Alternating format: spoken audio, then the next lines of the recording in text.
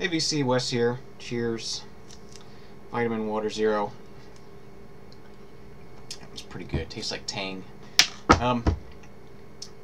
Back again with another episode of the Vinyl Survivor. As usual, 5 records up on the chopping block, 5 from down there in the inbox, and stuff that's new to me, and I've listened to it, check it out, decide whether I want to keep it or not, and talk about it here. Let's go ahead and get into it. First thing we have here is a children's record. I don't normally buy children's records, but something made me buy this. I loved Winnie the Pooh as a kid, so this is Winnie the Pooh and the Honey Tree. Story record. Pages you sort of follow along with and whatnot. Yeah, this was fun to listen to. Unfortunately, it had some grooveware issues, so the sound wasn't that great. It's on this Disneyland Records label. Yeah, I mean it was fun to listen to. I'm not going to be keeping this just as I said, it has grooveware issues, and I don't really collect children's records anyway. I just thought it was a fun listen. This was a Goodwill find, so at the time Goodwill was 49 cents. They've raised their prices now, but it was fun to listen to for 49 cents. And we'll probably be redonating this or selling it in a yard sale or something like that, but not going in the collection. But yeah, just fun nonetheless. Alright, next up is the Dream Academy Remembrance Days. This is their second release from 1987. This is actually a promo copy. You see the stamp there. Dream Academy is a British rock group, a little bit folky, a little bit of an electronic influence there, but mostly just straightforward British rock. Even though REM is not a British rock group, it sounds a lot like REM to me, and a little bit of that. It just reminds me of REM, but I actually like this a lot better than I expected to. In particular, the track "Power to Believe." That's a really great song. The final track is really cool. It's called "In Exile." It's a track dedicated to a. It's dedicated to Rodrigo Rojas, who was a Chilean protester who was burned alive during a protest, and just sort of a song about him, and it's kind of cool. We got inner sleeve here with a picture of the group and the lyrics, and this is on Reprise Records. We've got a TML-M, so this is at the Mastering Lab mastering, and we also have the SRC in the Dead Wax, Specialty Records Corp. On side 2 we don't have a Mastering Lab stamp on here. Yeah, really nice clean copy of this. Like I said, promo copy, really nice, and like I said, I enjoyed this a lot more than I thought I would.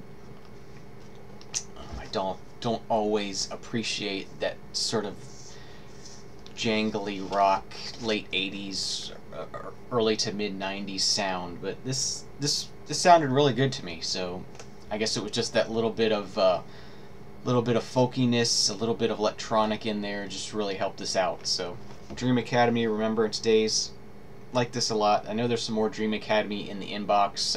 Their other 2 albums, I believe, are in there, so looking forward to hearing those. Alright, next up is a 12-inch single, an import. This is for Aha's Cry Wolf, and the B-side is Maybe Maybe. This is off Scoundrel Days, which is already in the collection. This is an extended version of Cry Wolf. Really cool song. I like Cry Wolf a lot. And it's 45 RPM on the Warner Brothers label, made in the UK. And I believe this came from the Habitat for Humanity thrift store, so it was $1. Pretty sure that's where this came from. Yeah, a cool addition to the collection. Just, you know, sometimes I don't always buy 12-inch singles, but I like when there's a picture sleeve and when it's a good song, so keep this for now. Alright, next up is an album that's already in the collection, but this is a MoFi pressing. This is Mystic Moods Orchestra Stormy Weekend. This is probably the easiest to find of all the all the MoFi releases. This is actually their third issue, I believe. This is MFSL 0003. But cool, yeah. This is really, I think, the first time I've listened to a MoFi release. Sounds really good compared to the other copy I have. Yeah, it actually does come with a MoFi sleeve, but I replaced it with one of mine. Here's the label. Original master recording. Mystic Moods Orchestra, Stormy Weekend. So yeah, I'm just going to be keeping that in the collection for now. This is a cool one to put on at night when you're going to bed or whatnot. You know, it's just an orchestra with sounds of thunder and stuff in the background and rain, and it can be kind of cheesy, but it's a fun listen to. You don't really have to pay much attention to. It's good background music, and it's my only Mobile Fidelity album. So, Stormy Weekend going in the collection. And last but not least is one I recently got at the Lake City Antique Mall. This is Crosby, Still, Nash & Young, 4-Way Street. This is the German pressing of this album. 1971. Classic concert album. Something I was looking for an upgrade copy to, and this is definitely an upgrade copy for me. Sounds wonderful. Unfortunately, didn't. They kind of cheaped out on this. The actual original U.S. pressing of this has a picture of the band in here, and then these lyrics are on a fold-out poster. But for this one, it doesn't have a poster, and the lyrics are just printed on the inside, and you don't get that picture of the band, the black and white picture that was originally in there. But as typical, it's a beautiful pressing.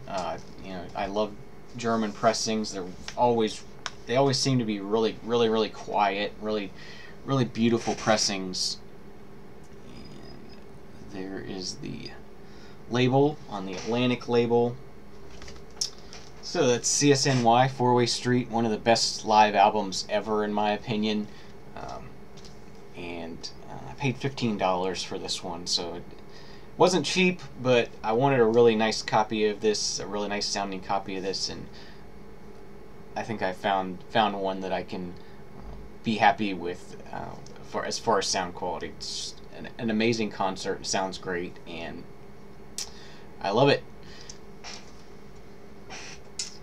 So that's another episode of the Vinyl Survivor. I want to thank you for watching. Leave me some comments if you have anything to add about any of these albums. And we'll see you all again real soon. Cheers.